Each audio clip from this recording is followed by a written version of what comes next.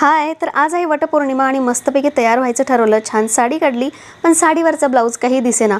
पण मी हट्टी, मला साडी हीच नेसायची होती म्हणून दुसऱ्या साडीवरचा ब्लाऊज मॅचिंग केला आणि त्यानंतर मग मी पूजा करून घेतली. पूजा ही मस्त झाली. बाकीचं सगळं घरातलं आवरून घेतलं आणि त्यानंतर पूजेचंही ताट काढून घेतलं. छान साडी नेसली.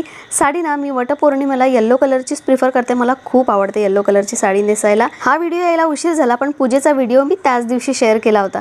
त्यानंतर या शाळेतून आला, त्याचं थोडंसं आवरलं आणि खूप थकले होते म्हणून थोडासा आराम करून परत संध्याकाळी कामाला लागले.